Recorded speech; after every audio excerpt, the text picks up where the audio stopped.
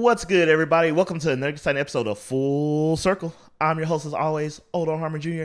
Please feel free to find me at Harmon Jr. on all your favorite social media across the interwebs. And hey, you follow me, I may follow you back. Honestly, that's not true. I will say this: if you interact with me consistently on Twitter, I definitely follow you back. Everyone who talks to me on Twitter, I don't care if you got 2 million or 2 followers, I will most likely follow you because, you're cool enough to come to my Twitter and say some stuff, and I said some stuff back. And if I talk back to you, that probably meant you weren't talking some foolish nonsense. I won't lie. I may like a lot of foolish nonsense. Like, you know what? I'll give this person a like. We all need a pat on the back, but I will not follow you. So if I follow you, you're cool peoples. And if I don't follow you yet, you're still cool peoples. That just mean we don't interact enough. It's like a Pokemon. The more you interact with them, then the more they like you, and then they follow your orders. Yeah. It's a hot tie they in there. But everyone, I know you might be thinking, wait, this is Friday, not Wednesday. Well, for the month of June, we're gonna be on Friday. Why? Because it's E3 and dropping in the middle of the week when all the news is literally just coming out. It didn't seem like a good idea. And some technical difficulties that happened led to this revelation that we were going to be Friday. And my E3 2021 correspondent is going to be none other than Francisco Aguilar. Thank you, sir, for being my E3 correspondent. I know you got a newborn, another baby girl, so I appreciate that. Dude, thank you for having me, bro. It is an absolute pleasure to be here. They're both asleep right now. They had their dinner, they watched some TV, and now they're sleeping. So it's a good time of day. You know what I mean? I hear that. So, Frank, just real quick, in case people don't have any idea who you are, and best believe by the end of the month they're gonna love you. Who are you, and what do you do?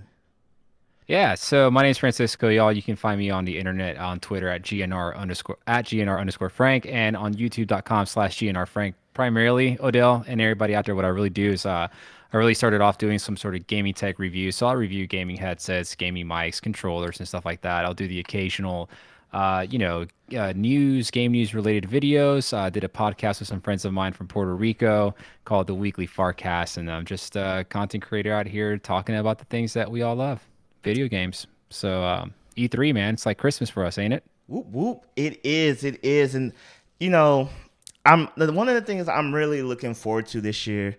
Last year, 2020, COVID, we've heard that story 1,000 times. E3 time really didn't feel like E3 time. There were things done by Jeff Keighley, IGN, other big companies. With Summer Game Fest, Games of Summer, especially that indie preview. There were things to fill that space, but a lot of things were disconjointed. It was really murky to find certain information and things, and to no fault of anyone. Everyone was doing the best they could with short notice.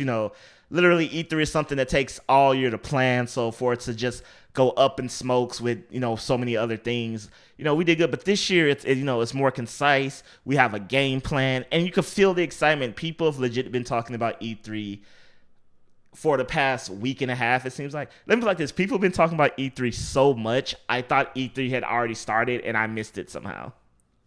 Dude, honestly, I think people have been talking about E3 since last year. All the speculation about whether it would even survive COVID, or what it would look like in this post-digital presentation format now. It's been a big topic of conversation between us and my friend, other friends and content creators alike. And I think that, I mean, I'm excited.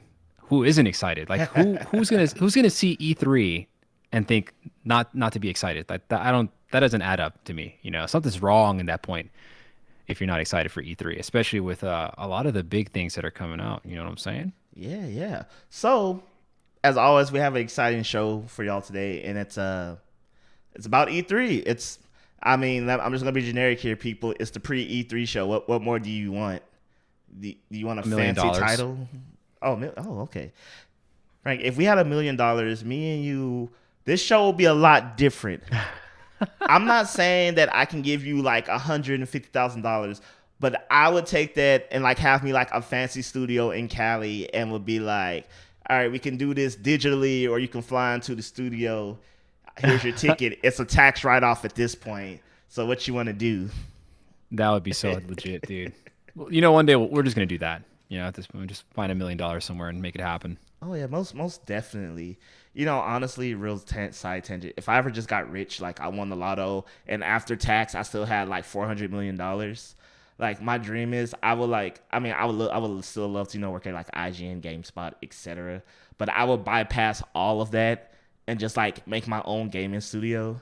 Like that would be like half studio, half like a media outlet, and like I would just put people that I know deserve a shot like on the payroll, and I'm like, look, guys, I'm doing this. I need people. Maybe some big names will come join me. I'll be like, look, here's all our able to live in Cali salary. You know, But I have a question for you, a yeah. $1 million question. All right, What would you name your studio? Hair Studios, HARE Studios. Okay. Oh, you put some thought into Yes, this. it There we already has a go. name. That's It legit, it dude. already has a name.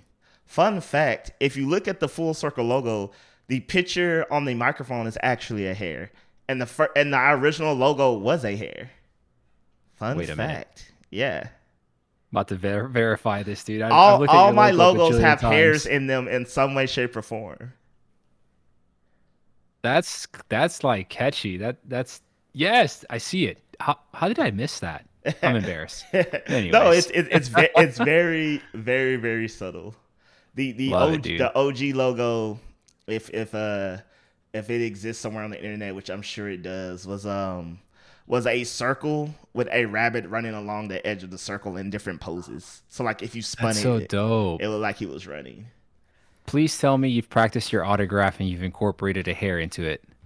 I have not, but my last name begins with an H, so I've made my H very fancy. There you go. Hell yeah, dude. I like it, man. You're So gonna make it happen. yeah, so it will be hair studios, and we'll all be working together and stuff. And I mean, it would probably be a cheat because we'll get like big as IGN or whatnot because we just had the money to do it. But I mean, screw it. Yeah, yeah. You got dollar bills to throw around. You can do anything you want. Yes. But Kind of. real quick, Frank, before we get into our E3 2021 preview, we got to give props to the homie Sonic. Sonic. Who's that? Never heard of him. Ah, Just kidding. so recently Sonic just had his 30th anniversary. It was wonderful. It was cool. We're getting a new game. We're getting a remaster of Sonic Colors. Should have been Sonic Adventure 1 and 2. And we're getting two shorts. Getting a new series, some shorts. You know, cool Sonic goodness. You know, we didn't have a parade, but we definitely had a lot of Sonic news. And you know, I loved it because Sonic, he is really a gaming OG. People, Hmm. I don't think people necessarily when they think gaming OG, they think Sonic, but he is definitely one. I think the recognition, like the name recognition, is there with on top of like on par with like the Mario's, if you will, right? Yeah. Like everyone knows Sonic. Like if you know Mario, you know Sonic. Yeah. And You know, whoever made that poll, like Legend of Zelda or Sonic, you know, like we talked about this the last time, but yeah, Sonic is more popular by far. yeah, so if you don't know, Greg Miller tweeted out a poll on his Twitter asking what was the more popular franchise, The Legend of Zelda or Sonic the Hedgehog. And ultimately, The Legend of Zelda won, but I think that is only if you factor in strictly based off of games, because yes, Legend of Zelda has the best game. But when you say franchise, a IP, a property, Sonic takes Yep. the cake, no questions asked. No, hands down. TV shows, cartoons, movies, games, recognizing like its ability to be recognized worldwide. I mean, people know this is it, dude. All right, People know Legend of Zelda, but they think Zelda is Link. You exactly. know, that tells me right there you're not popular. People don't even know who you are. Like they get you mixed up. That's not even right, dude. Exactly. Like no one will see Tails and think that's Sonic. Or no Nope. a game can feature Sonic and not be half Sonic in the title and you will still know who he is. Of course. Of course. Yeah. Easily. And we talked Easily. about this before. I was like, okay, outside of Link and Zelda, how many people could name, a running character in the Legend of Zelda series? Outside of, of course, like gamers who play the games. Like no one. I don't even think they can. Like they're just gonna spew random names and sound very confident about it, so that we think they know. But no, I mean, people, like I said, case in point, like people even struggle to get Link and Zelda correct in between who's who. But I mean, you think about Sonic, well, you got Sonic, Knuckles, Tails, Doctor Eggman. That's how that. I'm gonna be honest here. That's about all I know. Hey! That's more than the average person will get of Legend of Zelda characters. But you know what's the interesting thing about Sonic that really says something about how truly amazing he is? He's got no How laces on his shoes. Yeah, you can't be tripping when you're breaking the sound barrier. How I many can't do it. games do you know that could That like suck for this long and still have a popular character? Like, no insult to the man Sonic. I love Sonic. Sonic the Hedgehog 2 was the very first game I personally owned. Sonic literally has an extremely special place in my heart. But how many games do you know could be more or less universally agreed that the best you have to offer is just okay, and still have people clamming for the games, wanting the games? I struggle to think of any others, Yeah. really. You I know, I mean, that's a serious question. Imagine if Halo games sucked for a decade, and I mean legit, just for like everyone's just like, that's not it. They would just be dead in the water. Like, yeah, I mean, hell, let one game be bad in a franchise or series, and people are just like ready to hang it up. and that's it. Yep, you don't Sonic's get a got part two. Sonic's got quite a few. Why do you think so? Why do I you don't. think that happens? Because nowadays that wouldn't fly. Yeah. All right. So I have a couple of theories. All right. One. So Sonic is really tied to a lot of people's childhood and gaming as a whole. Hmm.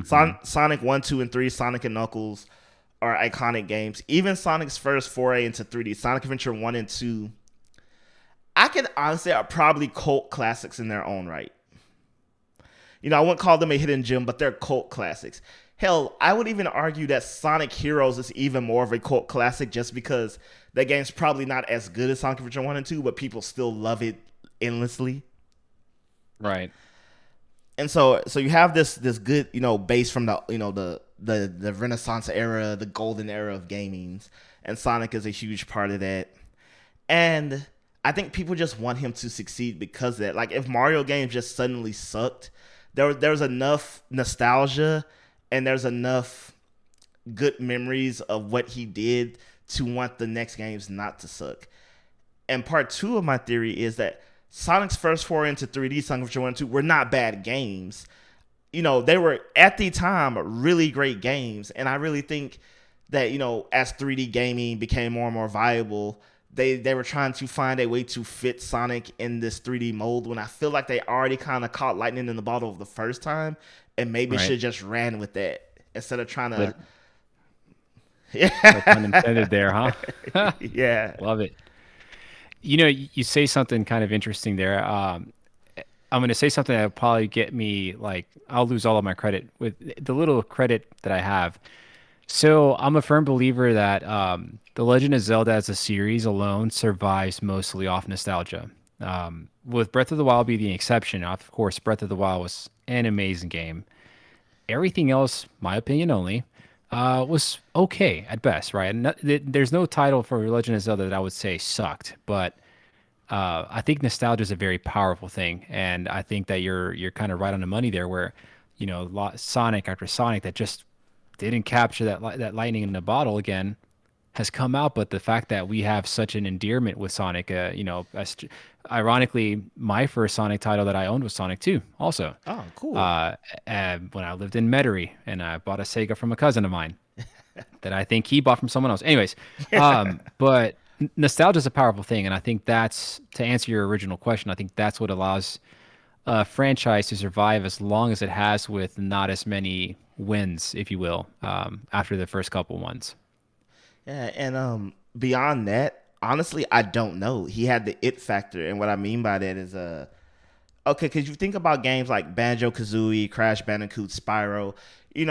People always say we grew up in an era of mascot platformers. That's what you had to do to be hot. Create a mascot, make it a platformer of some kind, and the money rolls in. And Yep. we got things like Bugsy the cat, where how you say his name. He's a running joke now, but And, we got Conkers. And, we got like the middle of the pack, the Crash Bandicoot and Spirals, which I'll say weren't bad games, and people fondly remember them, but no one was really Right. clamoring for them. And, the small little, Wayne Brady as Spyro's Dragonfly and Clash of the Titans did not the best, People Right. found out the name alone was enough to get people to buy the games.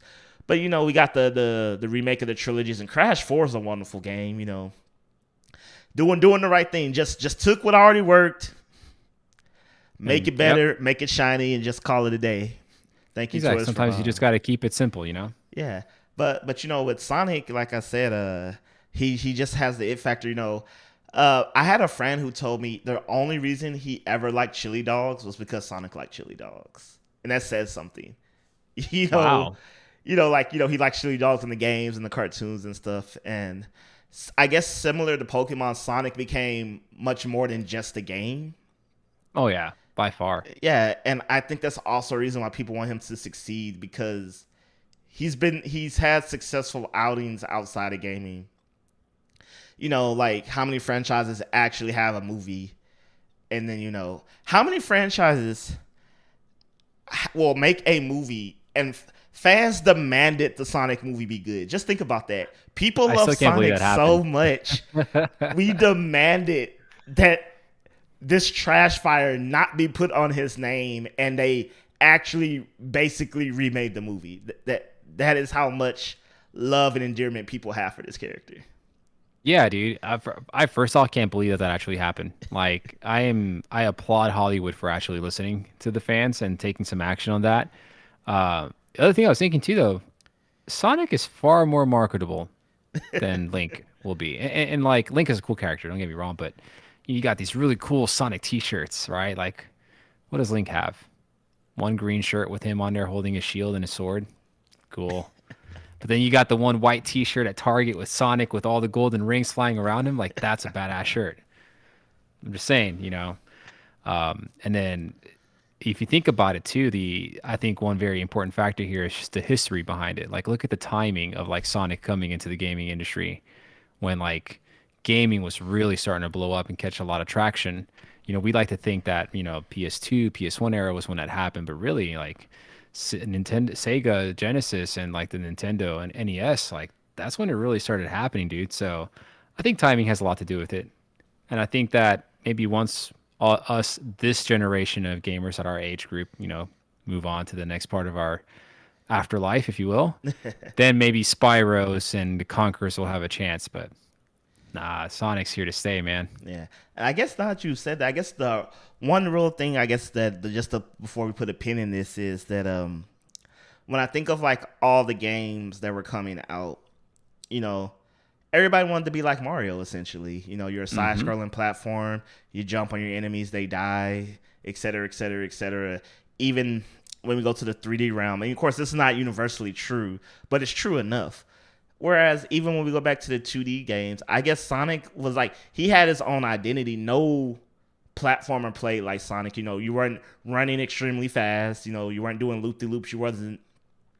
How he interacted with his 2D world was just, it wasn't Mario, but Right. everything was trying to emulate the perfect formula that Nintendo created, whereas Sonic went a different direction. And I think that may also, you know, be something to a success. Even how you fought bosses, there were boss battles in Mario, but not like in Sonic. No, not at all. Not Yeah, even those close. were legit boss battles, and so I think that makes you stand out, because when you play a game, when you play Sonic, unlike every other game out there, you couldn't go, oh, this is like Super Mario Brothers. No. Oh, it has the same mechanics, items, this, that, Right. So you had like the Mario formula, the Metrovania formula, and then you had Sonic, who was pretty much only him in that category of games like that. Yeah, I think you're right, dude. I think when you think about all the games that try to emulate what Mario did, Sonic was the one that came out and like actually established its own identity. And it did it from the onset too. And it did it from the onset, it did it correctly, and I think it just Sonic cemented itself as an icon. And what is it now? Freaking 30, 30 something years later. Yeah, 30 years. Yeah. Duh. We just celebrated the 30th anniversary. 30 years later, it's still mainstream. Like Sonic is still relevant, dude. Yeah. I honestly think Sega should take a page from Mario's playbook because Mario games really innovate from one game to another. They're all, have the tight platforming, but Mario Galaxy is a completely different game from Mario Sunshine, which is a completely different game from Mario 64, which is a completely different game from Odyssey, which is Yeah. Yeah.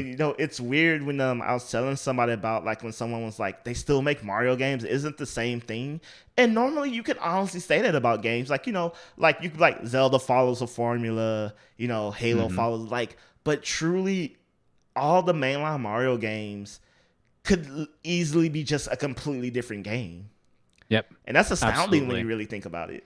To I Mario's agree credit. 100% with, 'cause yeah, no, I agree with you 100% there. Like, I think where Nintendo really nailed it is not only keeping Mario relevant through the decades, but then also almost reinventing the way you play Mario across every new console that they've released. And I think that that's where Sonic kind of missed the train, if you will. Yeah. Like if Sonic could do the same exact thing, I think we'd be having a slightly different conversation. But Oh yeah, most I, definitely. I think they're gonna try and do something with it, I especially with that little teaser trailer at the end Yeah, there. I really do because I think I told someone this. I think it's time for them to be like maybe just trying to run really fast and do it's just not the way to go because I really think you just need to give the illusion of speed. I don't think Sonic needs to literally be you know doing the most, so to speak. Just Hmm. have him just I don't know, just because like you said, the Mario games are all fast, but they keep the core of what makes Mario Mario. The tight Yep. platforming, the triple jumps. And so I think if we can identify, I'm not saying I truly know, just across no matter what Mario game, I mean what Sonic game you would play, what is the core of Sonic? And then just build around that, I think they'll be fine. But I mean, we'll I'm, see. He we'll survived 30 see. years, so We'll come back in 30, talk about this again, see how we're doing then.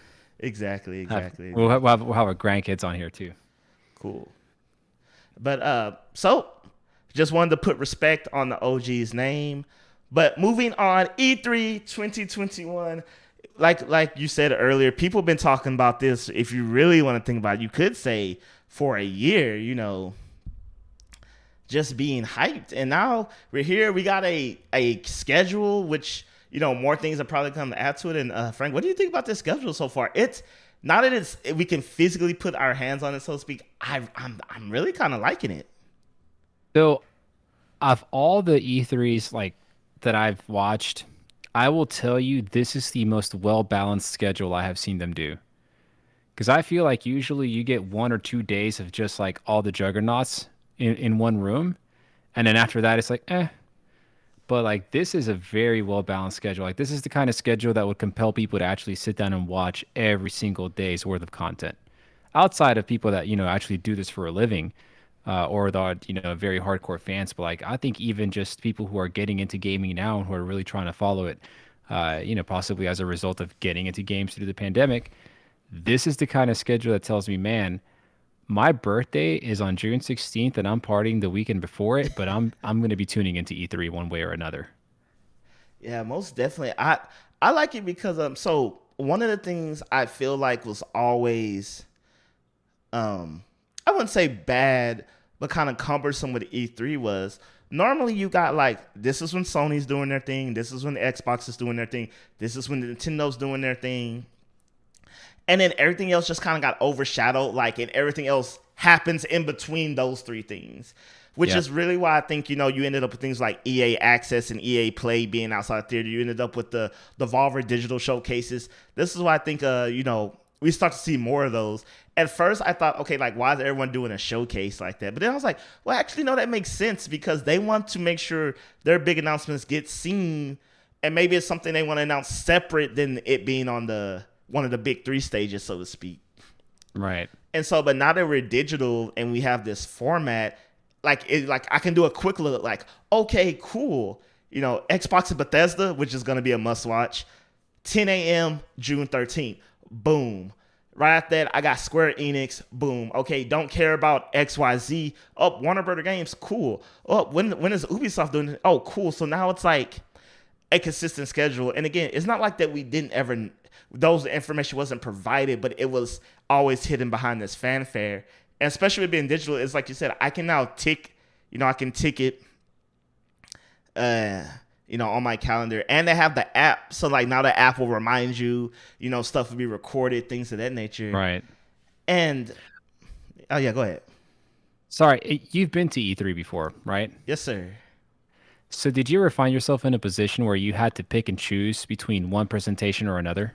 Oh yeah, all the time. So usually my the big companies usually have their big presentations technically before the expo halls open. So let's say E3 is a Tuesday to Thursday. Their showcases would be like Monday, Sunday before the actual thing opened. But some people had their showcases after technically the event hall closed, and it was just kind of just like, all right, I can go to this, or I can go to that, or I really can't, because a lot of things would happen when you're physically there. It's like, okay, Xbox had their press conference. I remember this one year, and then EA had theirs, and it was just like I had to physically get over there, go through the process. Or worse, let's say someone, on a lesser scale was like, okay, theirs is sometimes after Xbox, but it's like if I go there and try to watch it, then I will miss like a bigger one, quote unquote. Right. And so honestly, if you wasn't a big name being physically there, the chances are I probably would have never saw your thing, especially when you have like the partners things, like like right after Nintendo they would have like Nintendo Treehouse and things like that, and then other companies will have similar things. And it's like, well, you just ended, and I can't stay to watch this, even though I really want to. Right, because you got to book it to the other side to watch the other thing. Yeah, so normally, obviously for the big places they have beat people like, this is all you're covering, this is the thing you're doing. But on a more freelance level, it's kind of like, oh crap, I need to garner as much as I can, and sadly, you got to go with what's going to get the most views, honestly. Which Yeah. I mean, which is, I feel like it's slightly disrespectful to some of the other things that need to be covered, but it's just kind of like, man. So yeah, I really like this because I felt like that's why people felt like, oh okay, Gearbox is gonna have a great new game, but who are they gonna showcase it with? Because they know if they don't showcase it with PlayStation or Xbox, it won't get the coverage that it probably deserves. Right. And that's one thing I like about not only the schedule, but also the digital format, right? Like you don't have to pick and choose anymore. You can literally just sit back, relax, and take it all in. Makes me wonder what it's going to be like when they actually reopen up and people get to go again. Man, it makes me wonder too, because I mean, honestly, I don't know if when it does open back up, God willing, if it's gonna be like industry only or industry only in fans. I would assume they would take steps and just have it be industry only. But I mean, they might. I mean, who knows? Yeah. I assume just from financial purposes, they're probably gonna want to include the fans because they know they would make a killing. Yeah. Oh, absolutely, dude. I think that I would be more surprised if they don't do that, just from the fact that they need to make up the revenue over the last year that they've lost out on. So I definitely would anticipate them to have it open to the public, man. Shoot, have people just standing outside the venue anyway because you're too full up on the inside. Yeah, and so okay, right now I'm just gonna go over a quick list of the schedule, just so in case you don't know, listening already, it's pretty stacked. We got Summer's Game Fest on Thursday, June 10th, followed by on the 11th, Netflix Geek Week, the IGN Expo. Saturday, we got Guerrilla Creative, the Wholesome District, Ubisoft Forward, Gearbox, Devolver Digital. That's all Saturday, people. So That's stacked. Sunday Oof. gets even more stacked with Xbox plus Bethesda, which should be insane. There's no way my jaw does not drop at least once. Like, Dude, everything can have release dates of 2025. My jaw should be on the floor at some point by the end of that. if it's not, it's a problem. Yeah. Well, we got Square Enix, which that should be a real bop right there. We got the PC gaming show, we got the future gaming show, Warner Brother Games, which really surprised me. that one caught me off guard. I was like, huh, okay. Hmm. So Monday, we're getting Take-Two, Capcom, Mythical Games, Freedom Games, and Razer. So expect a whole lot of fighting and a whole lot of tech. Maybe you think no, would GTA, would Rockstar be presenting as part of Take Two, or would they have their own thing? I honestly don't know. It's one of those weird things where it's like Nintendo and all those things that aren't technically Nintendo but are synonymous with Nintendo. You would just Right. assume they would just be under Take Two's umbrella. I mean, they could if they really wanted to, but honestly, I feel like all you could possibly show is GTA or Red Dead Redemption. Like, Yeah. so if it's not those two things, you might as well just put it under Take Two. Yep. Yep. Good call. Good call. Yeah, I don't know if that's a hot take. Then you got Tuesday, which everyone's gonna be really looking forward to, the Nintendo Direct in Treehouse, which honestly I've already tempered my expectations. Hmm. It will be everything but the new Switch. It will be everything but new Mario. It will be everything but new announcements. How about that? You don't think so? I'm tempering my expectations because if I temper them and it's that, I'm like, yeah, that's what happened. But They if we just go get, full hype. yeah, and now Just then we got Bando Namkai, GameSpot, and the E3 awards, which that should be fun. I'm really looking forward to the E3 awards. I think that's something they should have been done, honestly. yeah. I don't. They've never done that before, where they showcase that like to the public, have they? Okay, they've never done it to my knowledge in any professional manner. Like I think it's always been like a week or so after the show. Right. They compile like a best of list, like, oh, we asked the Academy, what was best shown, and but yeah, it was something to where whenever they released it, it was like a daily news article, like, oh, E3 announced Borderlands 3 had the best showing. People go, that's neat, and it'll have like some random other little categories. But I think to have a legit like something to stamp the end of E3, and I don't know who the panelists are, but I know they've gotten panelists from GameSpot, IGN, big time influencers, like a respectable panel of people. So to wrap it all up, the panel's gonna sit down, and I'm not sure what all the categories are just now. It's probably gonna be best in show, of course, and then so on and so forth. Right. But yeah, I'm really surprised that's never been done before. And if it took the pandemic to make that happen, then so be it, I guess. Yeah, absolutely. I mean, I think that's a great way to end the whole thing, right? And then just kind of, I think a lot that may happen sometimes is we get wrapped up watching the whole presentation, and we watch the first couple of days of E3, and then by the end of E3, we probably don't remember too much from the first day. So putting these awards at the very end of the show is kind of a way to kind of refresh your memory one last time before it's all said and done. Yeah, and it'll be a great time to, hopefully shine some light on, some of the things you missed, because when E3 is over, like, we were talking about this earlier, like, it's really exhausting sometimes to just shift through information. Just, Yeah.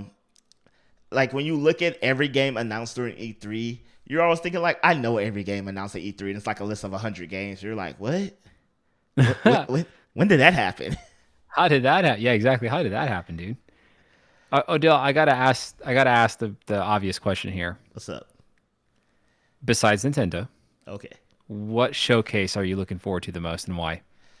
Honestly, Xbox plus Bethesda. That I just Sony's not having one. Hell, I don't know if they're even doing a state of play or some other thing. To my knowledge, they haven't announced anything around that time. But yeah, Xbox plus Bethesda, all eyes on them.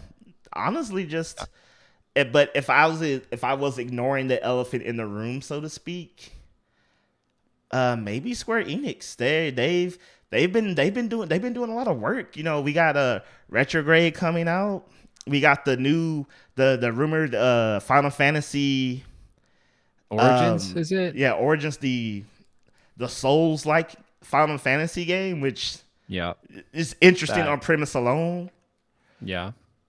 And there's so many things in Square Enix's pocket, with Final Fantasy, Kingdom Hearts, and just a whole bunch of the other franchises they've been doing. They've just been really hot lately. So if they're coming with new stuff, legit new things that we don't know about, to me that would be the sleeper hit showcase of the show, because they could easily go in with stuff we kind of already know about. Right. Like for example, let's see, Final Fantasy Retrograde, obviously, but like Final Fantasy 7 Part 2 wouldn't be the world's biggest surprise, but it would be nice to see. And then, they show Final Fantasy 15 off. Yeah. Wouldn't be the big surprise, but nice to see. So, like, it's already good of stuff we know about. So if they just add stuff we don't, beautiful. Dude. Yeah, I'm on board with you there, man. Xbox Bethesda, that's going to be a very interesting show to watch, man. Sony pony to the day that I die, but it would be very foolish of me to ignore what Microsoft has done with Xbox this generation. And they just have the potential for so many aces up their sleeve, dude, that like I would actually be very disappointed if they don't come out swinging this E3, dude. Like, yes, I have a feeling we're going to see like a newer, updated version of Halo Infinite. We're going to see some Avowed. We're going to see more Fable. I'm really looking forward to seeing some more Fable, dude. Boo! Fable is not a good game. We here at Full Circle Podcast believe Fable 1 and 2 were not good games. It was walking down a corridor of the game. It was what's the term? What's the term when a game all you do is walk down? It's very Linear? Yes, it is linear, the game. There you go. Thank you. Thank you. Well, maybe they'll fix that this time around. Yeah. If Microsoft, if you're listening, you know what you need to do. Yeah. No, right? and if you love Fable out there, cool. I'm not joshing you. I'm offended.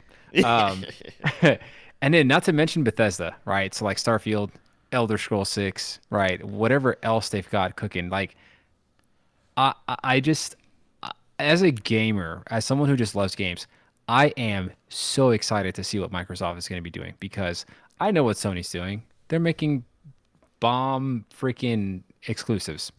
Cool. Okay. Like I'm almost over the fact that they make exclusives that are so good until they announce like Metal Gear Solid remake or something. I mean, it's basically like saying Nintendo's making a Zelda game and a Mario game, and people are going to rate it 10 out of 10. It's like, I mean, that's great. I'm going to play it, but yes, thank you. That the sun rose this morning as well.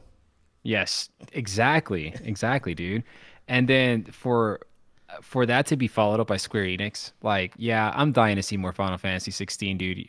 That trailer for the first bit of Final Fantasy 16 that we saw, where I just got like Final Fantasy / Witcher vibes from that. I'm like, I'm in, dude. I'm so in. And then I'll be the fool to say this, dude. Bandai Namco, Elden Ring, maybe. Is it Bandai Namco that's behind all of that, right? With From Software? Bro, is it? I think. Hang on. Are we gonna start off E3 month bad? Where's our fact checker? Uh-oh. Fact checker. Where are you at? Where are you at, people? Yeah. So Bandai Namco is the publisher. All right, Sorry. cool. There we go. See, there we go. Whew. All right. Dodge the bullet there. Here's your gamer card, sir. There it is. Thank you very much. Let me laminate it real quick. Yeah, and I mean, Sony's probably gonna do something one day, but after this Horizon Forbidden West debacle, yes. Oh, debacle. We're using strong words here. Strong words, man. I mean, sorry, dude. I feel like that should have just been an expansion to the new DLC for Zero Dawn. But enough about that. We'll leave that for some other time. I'm excited. I can't wait for E3. It just feels good to have it back. Something was missing last year, and that was one of the things. Almost now that I think about it, the way it's Xbox and Bethesda, or Xbox plus Bethesda, however you want to say it, it almost feels like cheating, because it could just say Xbox and we all understood you've acquired Bethesda. But as Bethesda, who also had one of the bigger showcases and presentations, rented out of the theater and all that works, I'm like, okay, that's almost cheating. Because that's like Nintendo being like, all right, it's the Nintendo and Ubisoft press conference. It's like, whoa. Ubisoft used to already have their own. So I'm like, they have to they just have to. It's especially the way they phrased it and the little graphic. I'm just like, all right, you can't have this big what to do and just show like Halo and a new Fallout or Halo and a new Skyrim. Maybe you could. Yeah. I don't know. I don't know. New Skyrim might like set the internet on fire. Actually, I think so. I think it has to be a kind of a balance of the two, right? Because like they got to go with the safe bets. They're going to tell us all the things that we want to hear, talk about the games that the people want, and they're just going to hit us with the things that like we have no idea what they're talking about or what's coming from them. But I don't know, man. I just think there's just so much potential. But one interesting thing I just noticed too, though, it's still only a 2 hour show, even though it's Xbox and Bethesda. yeah, When like Bethesda had their own thing, which is about what, an hour and a half sometimes. yeah. Well, I feel when it's just digital only, you lose some of the fanfare, so to speak. Mm. Because I feel like because if you think about it, most of the show is people pacing back and forth. A 5 minute trailer if you're lucky, then people pacing back and forth again, talking about the trailer you just saw. So I feel like, Keanu Reeves walking out on stage, which is like, 30 minutes of time right there. So Yes. so I feel Who's like this? Sorry, go ahead. no, I'll no, what are you ask you gonna in a say? bit. Who is the surprise celeb cameo this year? Uh honestly, after Keanu Reeves, like, the world's our oyster. It could be freaking. You know what? Leonardo DiCaprio. There we go. I'm thinking who could Leonardo DiCaprio and Samuel L. Jackson. I don't know who's showing for what game, but there you go. That's an interesting combination. I like it. Um, I don't know. Maybe. Ah, crap. If Sony was having a thing, I was like maybe Tom Holland. Maybe all these video game movies that are they're supposedly happening. I was like maybe but the only person I could think of right now is Tom Holland, who also was Matt Wahlberg. He's in the Uncharted movie as well. Mm-hmm. Yeah. But that's Sony, so they're not gonna be there. What other movies? I don't know.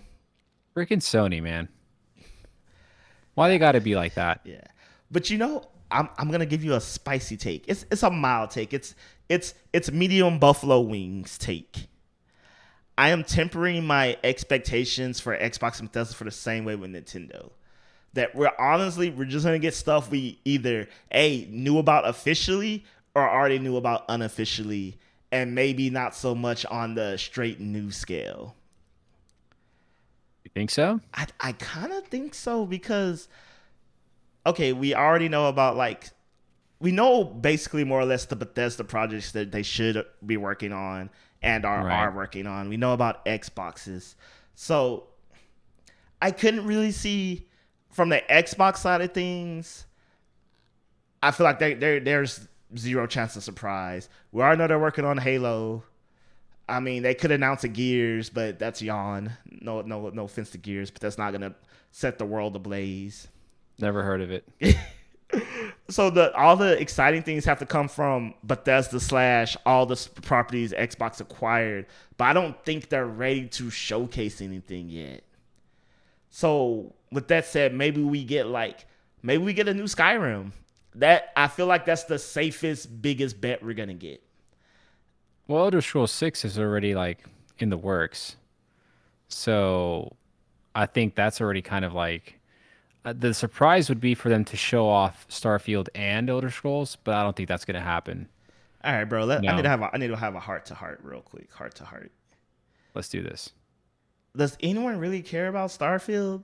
Like this is why I say when they announced that it was not going to be on PlayStation, it was going to be the PC Xbox exclusive. I swear everyone just kind of blinked their eyes and was like, like the meme, like, oh okay. Yeah. That it's one of those games when people said Starfield, it took me a second to remember what was that and why should I care? But they haven't even given us a reason to. Like all we know is the logo and the title. What it looks like. Like that's like what the literal logo looks like. They haven't said or shown anything on it, right? But And I think we just like to hold on to things, So like in this console war fanboy shenanigans are like, oh, we have Starfield now. Like, yeah, take that, Sony. I'm like, okay. That's cool. We got we got stuff too, but from what I've heard is that Starfield is going to be Bethesda's take on a No Man's Sky style kind of game, which is enough. If that's true, that's enough to interest me. But we'll see, because we know how No Man's Sky went. Yeah, you know what's weird about No Man's Sky? Like how it's supposedly a great game now, and people are always telling you to to go play it because it's a different game. I was an early adopter and the game was trash. Me and my friend tried to find each other in the universe and then we realized we couldn't, because I swear they promised it. I don't remember, but I swear they were like, They did. it's so big and it's a shared experience. Like you might find your friends, in the Yeah. Vasa, and we tried and we're like, I'm on, and then we realized, okay, this is not anything it said it was. The planets all suck. It's confusing. But it's not like confusing. It gets better. It's confusing and it gets worse. So you haven't played it since? Oh no, I haven't. It's, to me, in my mind, that's too much of an investment to go back and figure out if it's truly good or not for me personally. Dude, I don't know what your middle name is. You don't have to say it here, but I'm just going to call you Odell Michael. Dude, it is everything that they said it would be and then some now. Like I've actually, I when they released the update to actually allow you to play with your friends and like actually see each other for real, I played with like 3 or 4 friends of mine, and it changes everything. Like sitting there mining through the same planet, building your bases together, stuff like that. It was fun for like 5 hours, and then after that, it's like okay, I'm out. But oh, dude, you should play it again. I think it would change your opinion All on the game. right, all right. Maybe I'll find somebody who's still willing to play it again. Also, real quick, Starlink. For the longest time, I thought Starlink and Starfield was the same game. I really did. I had to look it up because I was like, wait, because I was like, Starfield, you mean the game that brought Star Fox in with the little toy for some reason? And I was like, okay, it's Starlink. Starlink is the game that I thought Starfield was. And then when people started talking about Starfield again, I was like, that game came out, was somehow bundled with Star Fox toy thingy, and was very okay. And then I was like, why are we all excited about it again? And I was like, oh, different game. And then when I told you I had to find out why we were excited about it, I came to the conclusion, like you said, oh, we don't actually know anything about this game. It's just supposed to be a big project. Yeah, yeah, gaming hype. That's how it is, man. You just get it. These gaming companies, they have it easy. They just got to give us a fancy logo and a cool name. That's all you need. And everybody's like chomping at the bits for your game. That's all. It's crazy, dude. Oh. You know what game I would love to see? We talked about this before, and I forgot the name again. Project Athia. There we go. Forspoken. Forspoken. I would love to Yes. see some gameplay of Forspoken from Square Enix at their I don't know how tied to Sony that is. I So, think it's exclusive, or at least timed. yeah. But Let's see what the internet but says. yeah, they might still be able to show it off on their own. The other thing I'm looking forward to from Square is going to be the Kingdom Hearts 3, like the real Kingdom Hearts 3, not this fake atrocity, like the real one. Okay, you know what? Normally I would say it's too soon to see information about Kingdom Hearts. I'm like, no. After that BS decade plus long wait to get Kingdom Hearts 3, I'm like, nah. If this was the final product, I expect to see some Kingdom Hearts, 3.8 upside down middle finger to you fans announcement. Yeah, I'm gonna play it. I'm gonna buy it. I don't care. It's okay, dude. My point is, we don't need to wait another 15 years for the next Kingdom Hearts title if that's the level they're going to be giving us. Oh Lord, dude, who knows? Are they even working on anything more for that series? The Kingdom Hearts storyline did not end in any way, shape, or Okay. form. It only got that much more convoluted. So Of course. there's like Sora's in a different world. He's in our world apparently, like real world. Like the last time we saw Sora, he was in the middle of Shibuya in Tokyo. Okay. So some I like people, this. so some people are figuring that's gonna connect with the world ends with you somehow, probably. Since he's there. Yeah, I've heard that. That's interesting. Yeah, and so we got to go travel the multiverse to save him. I don't know. I don't. But outside of there was some interesting things from a whole story overall perspective. We got to see. I won't call him the ultimate bad guy, but we got to see someone who was pulling all the strings, who you never expected to be pulling all the strings, and Pinocchio. for huh? No, Pinocchio. I see what you did there. I see what you did there. I will say this. And the most shocking revelation about this person who was pulling all the strings was it made sense, which is like groundbreaking for Kingdom Hearts. I know, man. What? Yeah, they did something multi-game that spanned all the games, and this particular thread actually made sense. I know it was groundbreaking. Maybe that's why it took so long. They just wanted to make something make sense, and it just took them a while to work out the kinks. Yeah. God bless him. You know what? Just God bless him. I need the tattoo Forspoken like on like my finger because I can never remember the name of that game, despite wanting to see more of it. I that's the one that was the one with the chick like kind of flying through like flying and Yes, glide. It looks so yeah. good. Like It looks so good. to me, when I think of I want to see next gen, I think of that. I saw that and was like, whoa, whoa, whoa, mind blown. What is this? This looks That, amazing. that you're and I think you're right, dude. Like that was probably one of the more next gen looking games that have been shown so far, for either Sony or Microsoft. Just and the way her like cape and cowl moved in the Oh wind, yeah, like it looks so good. yeah. That's one of those things. Like this game could honestly suck, like story wise and things, but it's gonna do enough there to where it's gonna be like, okay, this game wasn't the best, but this is the direction we need to head in. Like I feel like Right. that's the worst thing that can happen with that game. So what do you think Odell has to happen for E3 to completely like rock our socks off? And then what do you think would have to happen for it to be a complete fail? For to be a complete fail, I think is if we walk out of this E3 with basically the same information we walked in before it, it's a complete failure.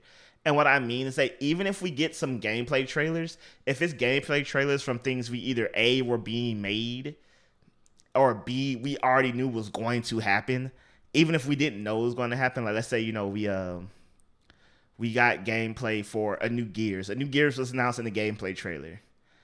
I'd be like, I mean, yeah, that's this is something maybe I would start the show with and have bigger surprises later, and maybe like because I've seen shows end with something like that, like oh, cool, Yeah. and for it to be a complete success, it everything just has to be. We're in the era of, especially after being starred for a year. Again, it doesn't have to be this year. It doesn't have to be next. It could be, 3, 4 years down the pipeline, but it has to be new, new, new, new, new. Every showcase, every company, every brand needs to be dropping stuff we had no idea was coming, more or less. Yeah. If someone leaks it, a day before had, or someone who's really connected with the rumors, I don't count that. That's different. It's like that dude's a jerk, but it needs to just be surprise, surprise, surprise, surprise, surprise. And the surprises that are expected need to be spectacular in the sense that like, okay, if we do get a new Gears, this trailer needs to be bomb. This needs to be like, wow, that's a new Gears, or like, Yeah. wow, that's the new Grand Theft Auto. Which okay, I'm not gonna lie, if they announce GTA 6 with a trailer, that'd be that'll be That's an automatic win. That's that's it. all. That'd be it, dude. Not because I love GTA, but like wow, we actually got it. Like It's like a genre, not a genre. That's a generation defining game. Each generation that it comes out in, too. Like that's the thing. I think for me, man, in order for E3 to be a bust, it would have to be comprised of mostly like trailers with a severe lack of gameplay footage.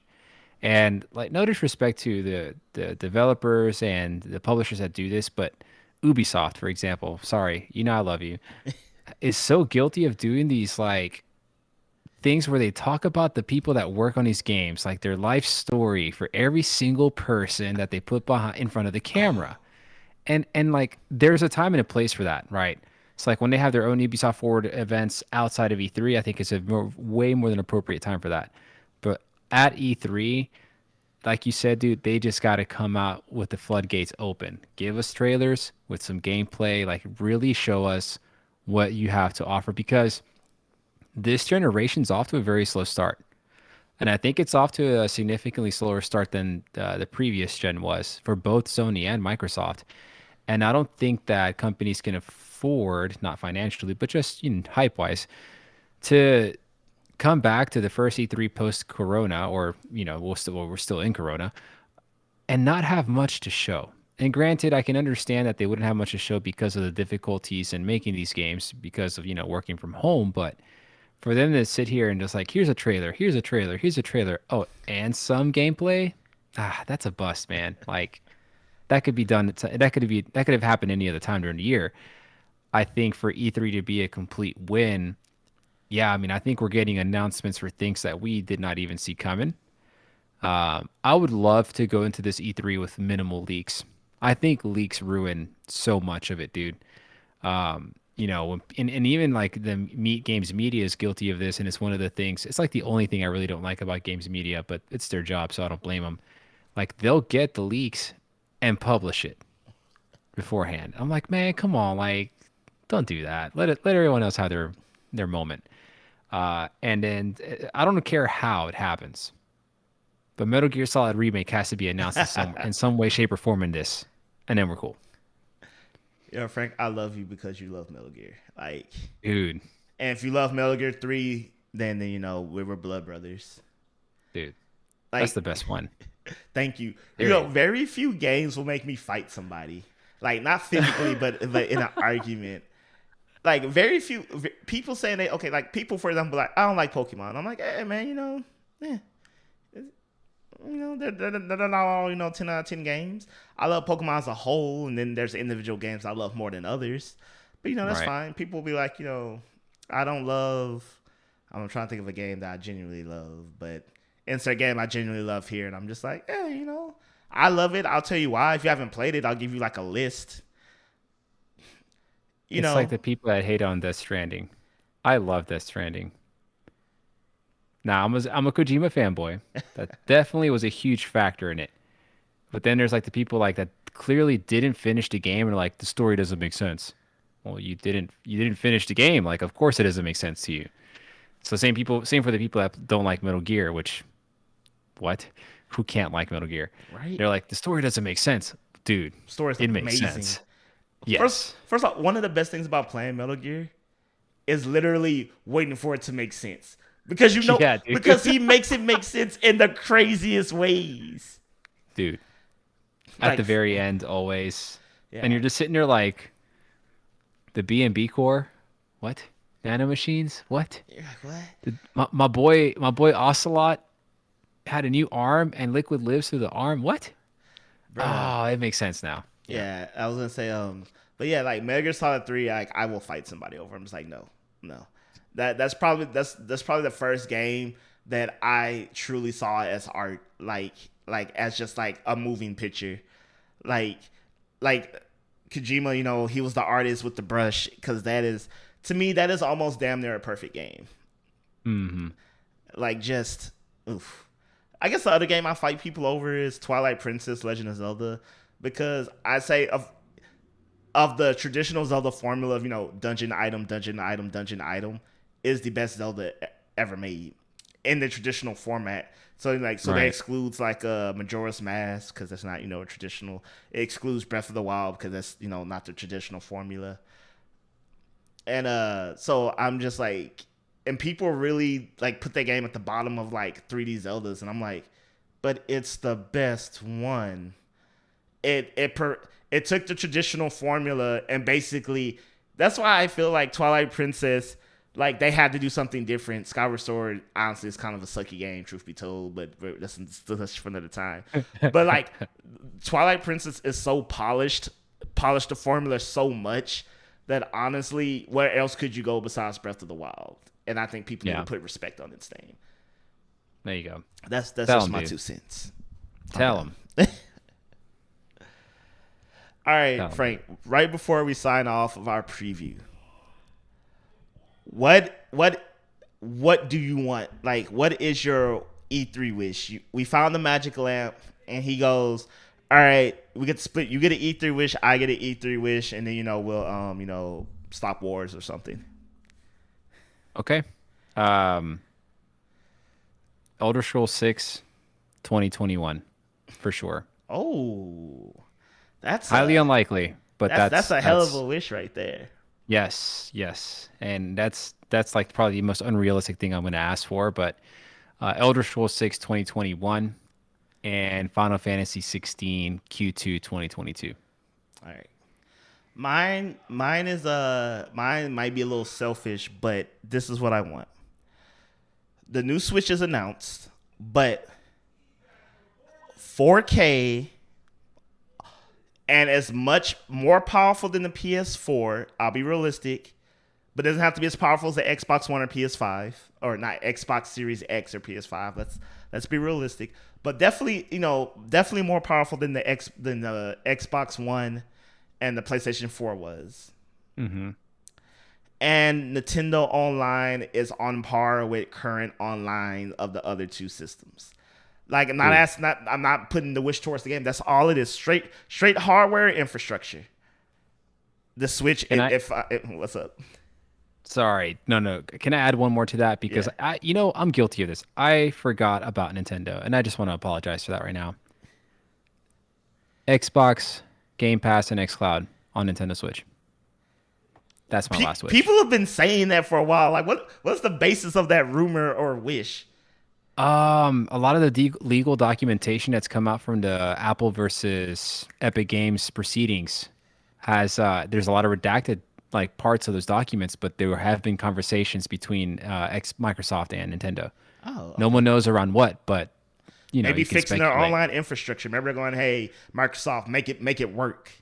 Yes, But yes. And in return, yeah. But yeah, I'm just like, okay. So in my mind, 4K Switch means graphically should be better than PS4 because the PS4 technically isn't true 4K. If I remember that correctly, I believe it can Checkerboard. Yeah, it's one of those like it's 4K on the box, but under the hood, it's souped up 1080p. Yeah, exactly.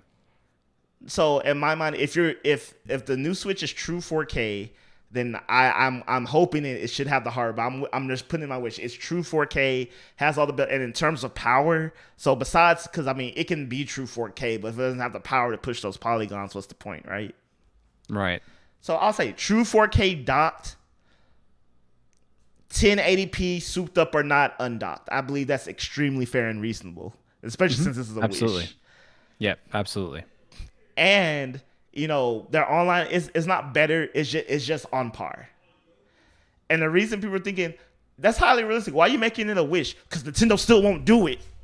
I know, dude. It's the most frustrating thing. So I'm wasting my wish on them just doing something they should have done years ago. Honestly, now there's no more war.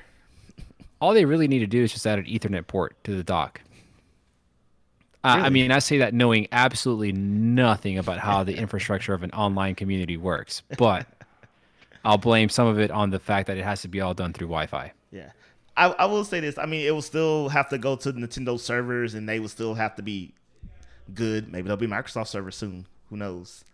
But it would make it better. It wouldn't, make it, fiber optics, but it would definitely, because a wire connection just fundamentally true, more or less, is always better than a wireless connection. Absolutely. I'm pretty sure at some point in the future with the investment in technology, that statement would probably be false in the sense that, people for a long time were like wired controllers because wired, but now the latency is basically non-existent between a wired and wireless controller. Maybe we'll reach that with the internet. Who knows? I think we'll get there very soon. But until then, Nintendo's got to up their game. Oh yeah, definitely. Big time. So yeah, that's my wish, because I'm just like, if they do that, then everything they do after that would just be amazing. Yeah. Or they could just completely just, stumble and fall after that, but at that point it won't matter because you got your wish. At the very least, now we can get a full third party support. At that point, it would just be the Yes. third party games just refusing to be on Switch. Which I would find hard to believe just how many Switches are out there. Yeah. Like if what you say comes true, which I think is very realistic by the way, I don't s- I would I'd have a hard time believing there'd be a lack of third party support at that point. Right? And if big if xCloud and Game Pass somehow manage to find their way onto a Switch, game over. Bro, Like that's it. bro, I kid you not. I kid you not. I've said this before. I have Game Pass on my PC. I guess I have it on my Xbox as well, but it's just easier to access on my PC because Hmm. I did a little cleanup clutter in the living room and I was like, Xbox One, you are getting off the dash. Like, I'm gonna play these games on the PC. You have no reason to be plugged into the TV, like zero. Yep. But my God, Game Pass on my Switch will be game changer, game That's like it. mind blowingly game changer. Like I mean, people are like, yes, you can play those games. I'm like, but yes, I can play them anywhere in my hand. It just Jesus. That'd be that and like I don't even know who that that's a win for. Like, what is? How does Nintendo get money out of that? I would wonder. I'm sure that they would get some sort of revenue share of like whatever deals Microsoft makes with those game companies that put their games on Game Pass. There'd be some sort of revenue share.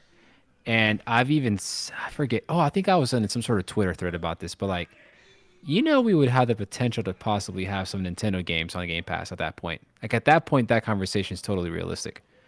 Because then imagine sitting there playing Game Pass on PC, but you got like Breath of the Wild. I feel like only because Nintendo, if that was true, I feel like that would be exclusively on Nintendo consoles. But yeah, I guess that would because I feel like even with Game Pass, like Halo Infinite would not be on Switch. I No, feel yeah, definitely not. so. I feel like they would probably still have like a line. Like if it's a third party, then sure, go nuts. But probably Right. certain first party games, first party would probably still just be first party. Like I don't think they would be okay. Microsoft might be willing to have that conversation. Nintendo definitely would not. I don't think. I I don't. I think modern Nintendo maybe. I think you I, go back like 10 years now, but I don't. I don't. I just. I let me be like this. I could be an old man stuck